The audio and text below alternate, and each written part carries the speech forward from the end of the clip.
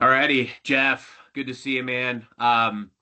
Great topic that you picked for us today, and definitely you've got my mind going in a couple of different ways, and would love to hear your thoughts on this. The question today is about things that you can do to avoid upsetting your team. Both of us have spent a lot of time as both individual contributors, but also as sales leaders.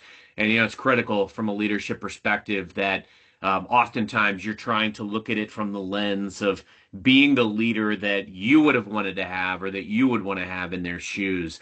What are your thoughts? How can we avoid stepping on landmines with our teams?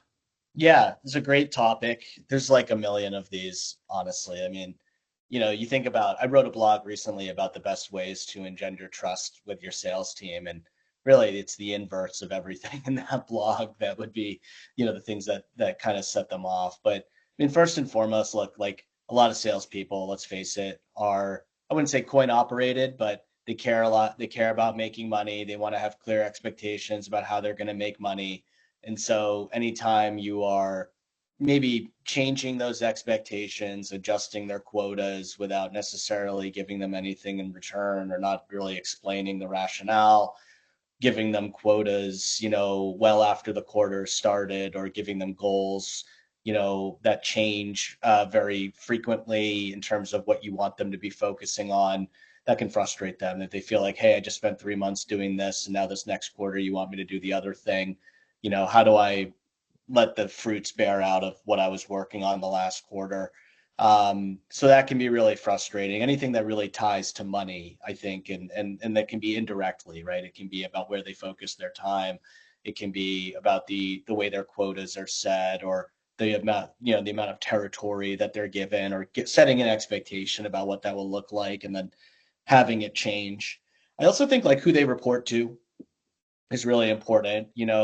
People want to work for people that have been in their shoes before. They want to work for salespeople. They don't want to work for people who don't know it. And then, I've seen examples of people that have joined organizations. They were recruited by someone, and then that person is no longer the person they report to, and they're like, "Well, I came here to work for this person. Now what do I do?" And the company doesn't really address that. That can be, I think, a morale challenge. So I think those are the types of things, and it really comes down to it all kind of stems back to the same core tenet, I think, is the right word I'm looking for. It's like transparency. Transparency is super important as a leader. The moment that people feel that they don't trust what you're saying is when you start to have dysfunction. And so I think like transparency is super important, because even if you're giving people bad news, as long as you're being honest about it, they feel that they can trust you.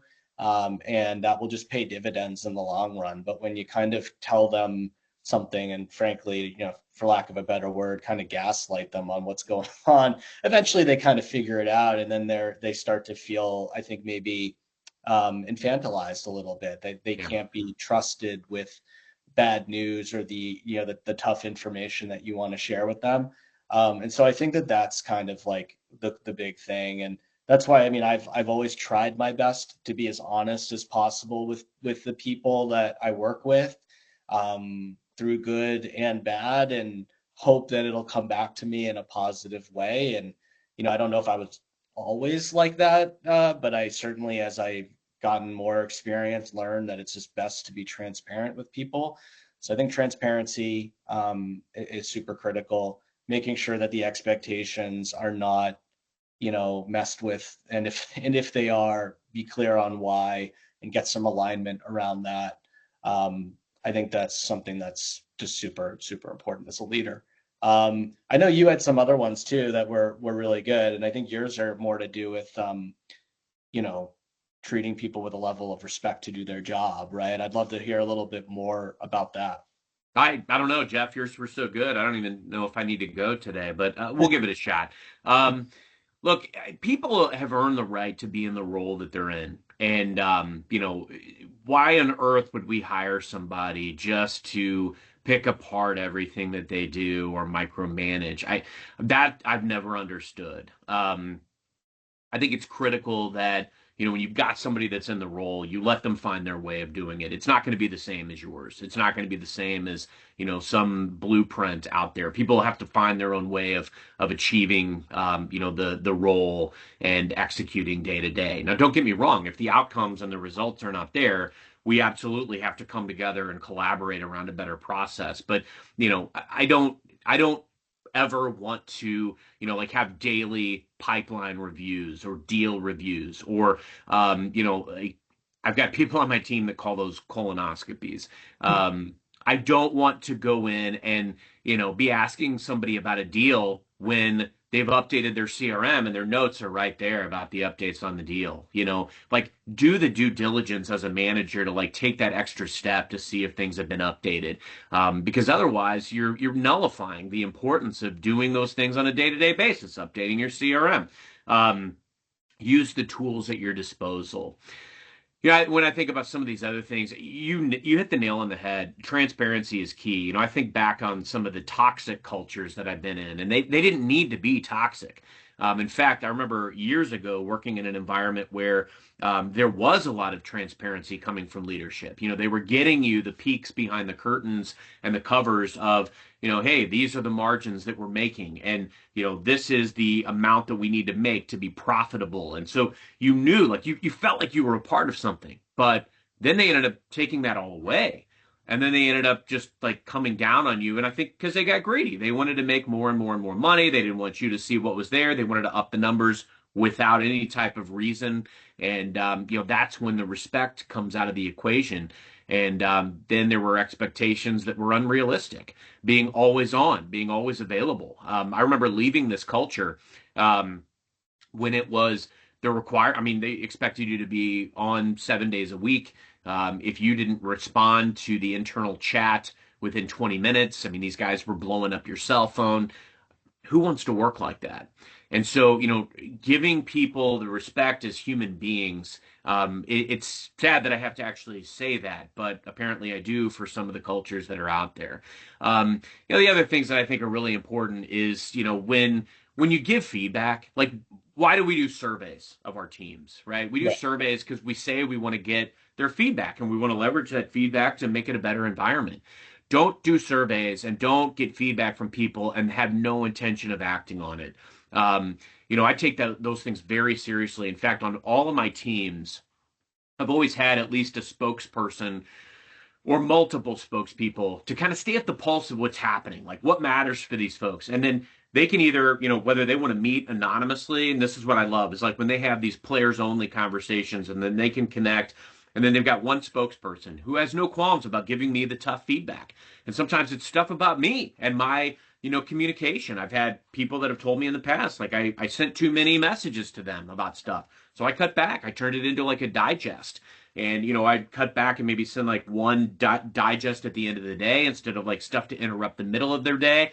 Or I'd send like one recap email. And it made me better as a leader. Don't survey folks and ask for feedback and not listen to it whatsoever. Those types of things can be very detrimental to a team. And then the last thing I would say is like just taking your people for granted or doing too much to compare them to others in a negative way. Like calling out and saying, guys, like we're last on the report, or, these guys are kicking your butts, or, whatever it is. These things aren't motivational. What is motivational is when you can celebrate wins, sometimes even small wins. If we're like, we have conversations about even deal losses and we shine the positive light on them. Deals that we shouldn't have even maybe been in the fray for, but to celebrate the fact that, hey, we were on to something here. Let's dissect this. Let's learn from it.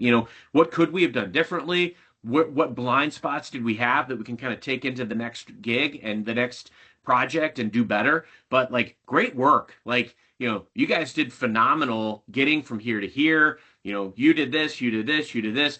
Like, we couldn't have gotten this far without you. And, being I mean, all of this really echoes the criticality of having humanity in all of these things. Be the manager that you wish you had. I have a lot of benefit to this because I was an individual contributor for a long time. I had great managers and I had bad managers.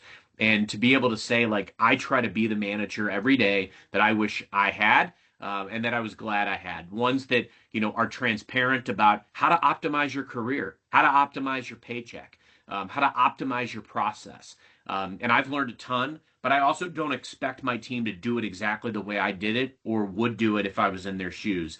I want to empower and enable them to be successful. And there's also nothing I ever ask my team to do that I haven't done or wouldn't be willing to go in and do with them. Sometimes we got to take it on the chin. Sometimes we got to have tough conversations. I don't just send them into a firing squad if there's an escalation. I'll jump on the call too, and I will take it on the chin and I'll apologize and I'll say whatever needs to be done. So I think that's the key element is be in it with your team. Anything that you do to make them feel isolated or siloed or on their own or unappreciated, those are the things to avoid. I love it. Yeah, be the manager you wish you had. I love that. That's the big takeaway. That's it, man.